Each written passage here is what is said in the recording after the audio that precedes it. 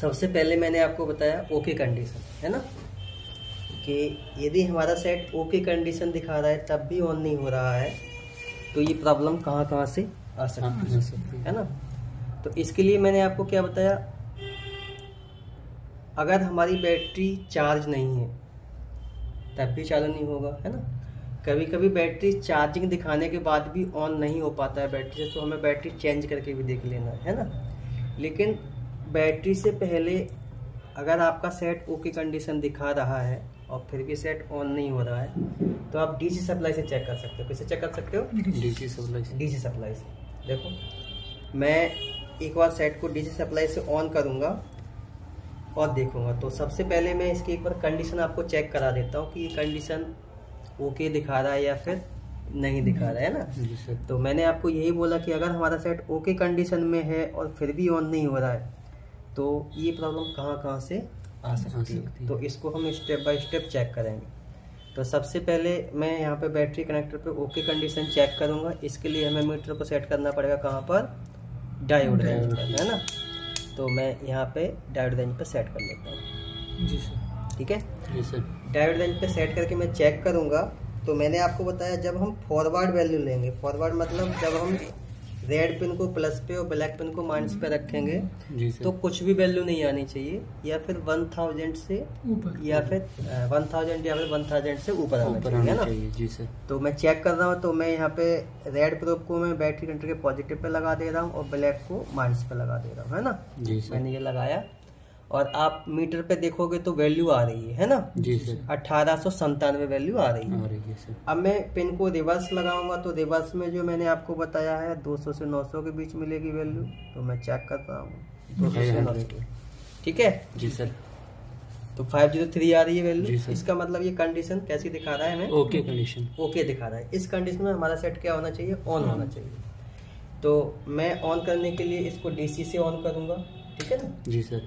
तो मैं इसको डीसी से कनेक्ट कर रहा हूँ और फिर देखता हूँ मैं इसको ऑन करके कि ये क्या रीडिंग ले रहा है ना। जी सर। कंडीशन तो ओके दिखा रहा है बैटरी कनेक्टर पर, इसका मतलब ये सेट ऑन होना चाहिए। फिर भी ऑन नहीं हो रहा है ये। तो मैं चेक कर रहा हूँ डीसी से ऑन हो जाना चाहिए, और अगर ये ऑन नहीं होता है तो फिर मैं इसको चेक करूँगा, ठीक है। तो मैं ये लगा दिया, डीसी से लगा दिया केबल मैंने, है ना। और मैं तो ठीक है जी सर। तो एक बार देखो डीसी की रीडिंग आ रही है। मैं डीसी से कनेक्ट कर दिया है, ठीक है ना। जी सर। तो अभी मैंने डीसी को सेट कर रखा है 2 एम्पियर और 4.2 वोल्ट पे, लेकिन मैं सारे मोबाइल जो ऑन करता हूँ वो 3 एम्पियर पर करता हूँ। मैं यहाँ से 3 एम्पियर 4.2 वोल्ट कर देता हूँ, ठीक है। यहाँ से आउटपुट को ऑन करूँगा।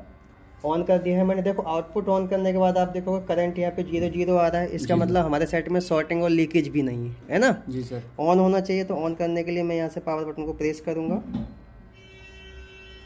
देखो पावर बटन में प्रेस कर रहा हूँ, कोई भी करंट यहाँ पे नहीं ले रहा, मतलब करंट को कंज्यूम नहीं कर रहा।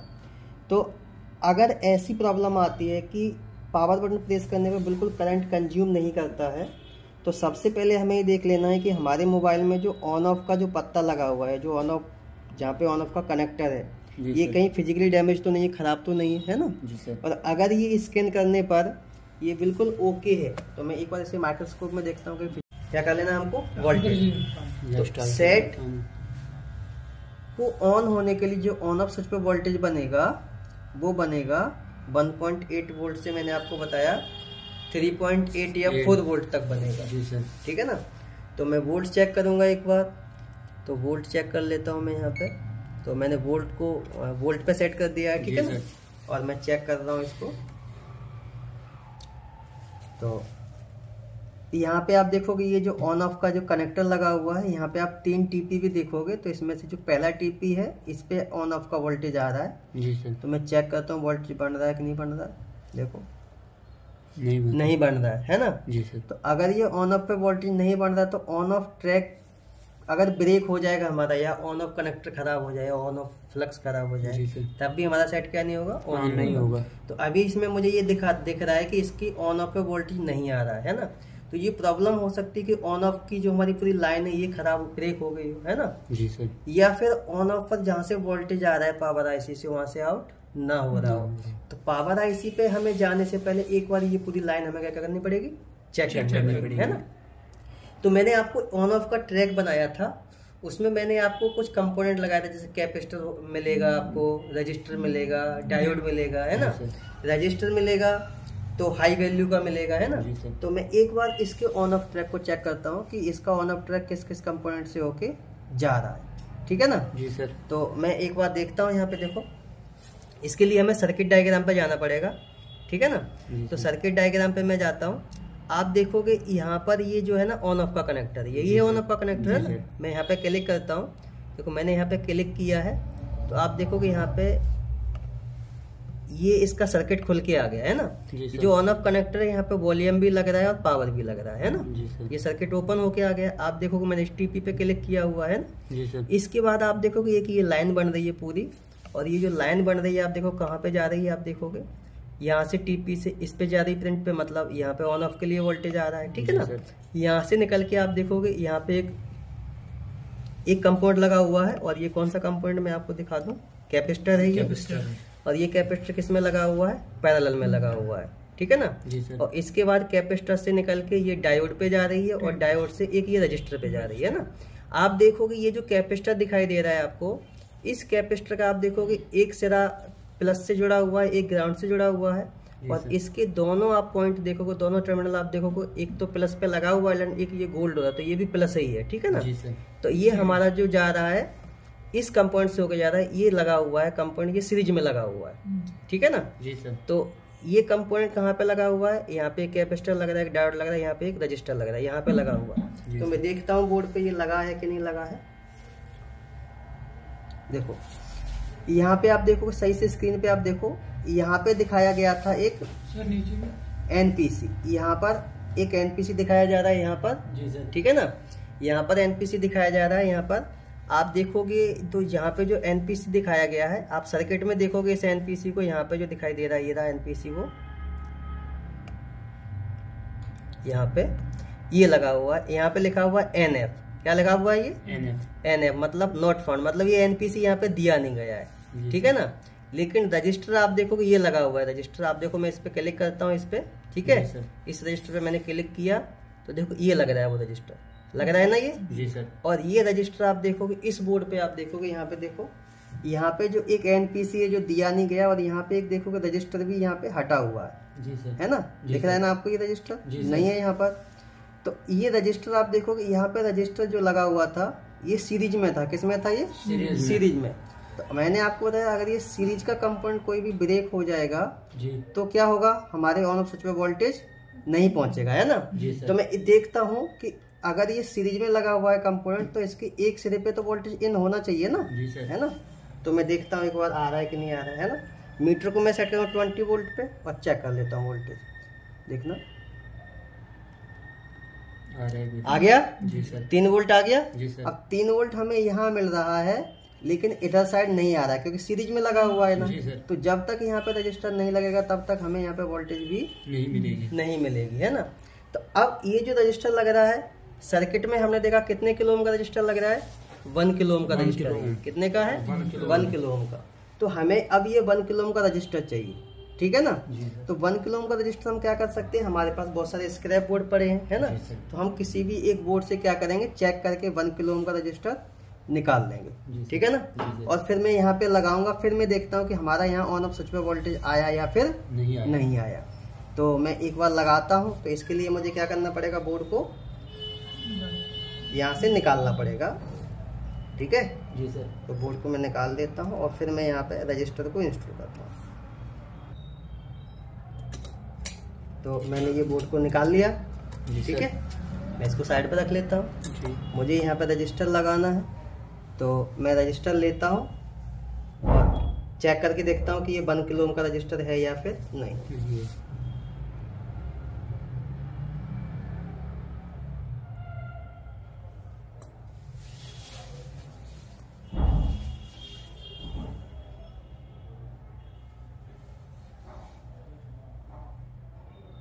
दिख रहा है आपको ये जी सर। चल मैं इसे चेक करता हूँ।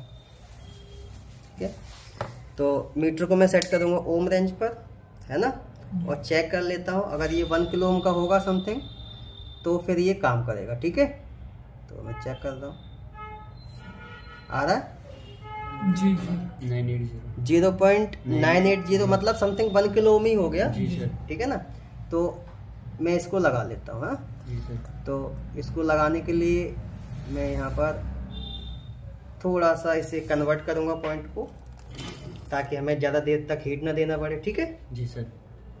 और जल्दी से लग भी जाए।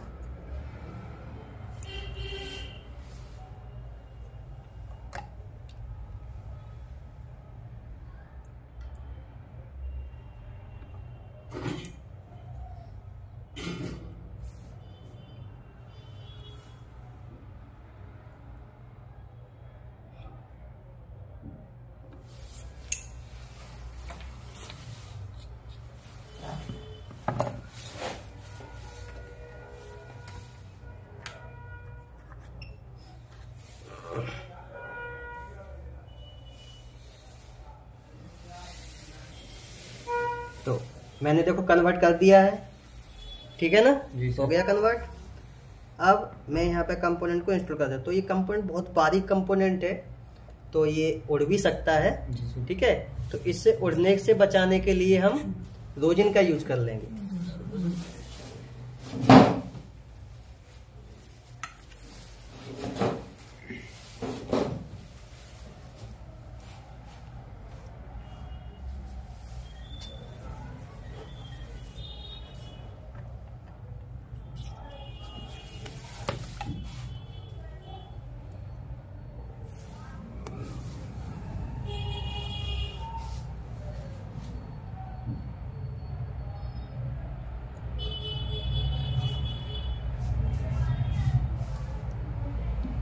तो यहाँ पर ये कनेक्टर है, ये भी जल सकता है ना।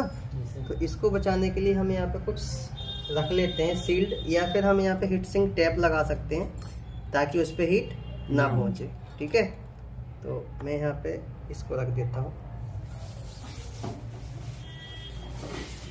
ठीक है जी। जी सर। और यहाँ पर मैं रजिस्टर को रख देता हूँ।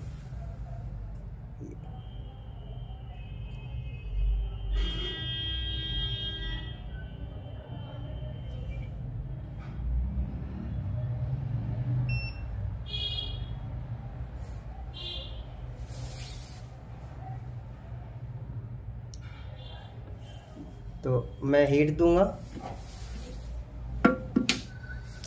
कम टेम्परेचर पे हीट देना है हमको, ज़्यादा टेम्परेचर सेट नहीं करना है। ठीक है ना। जी सर। तो आ रहा हूँ कंपोनेंट को। देखो जैसे ही मैंने हीट दिया तो तुरंत रोजिन मेल्ट हो गया। अब हमारा कंपोनेंट यहीं पे होल्ड हो जाएगा और सोल्डर भी मेल्ट हो जाएगा, तो हमारा ये कंपोनेंट लग गया।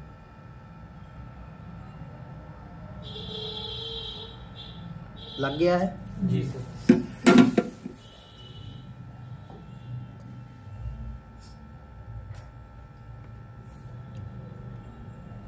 तो रजिस्टर हमारा चलो लग गया, और अब मैं क्या करता हूँ, इसको साफ कर देता हूँ। ठीक है। जी सर।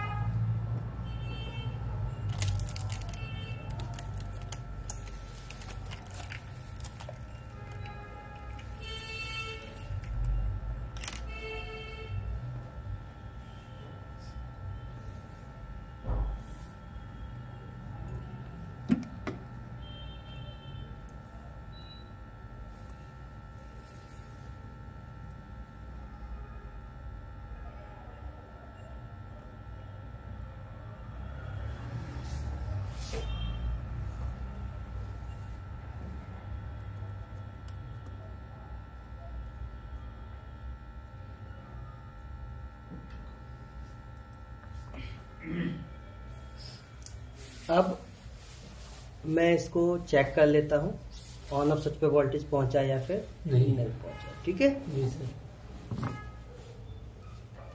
ऑन ऑफ स्विच पे वोल्टेज पहुंच जाना चाहिए अब। जी सर। जी।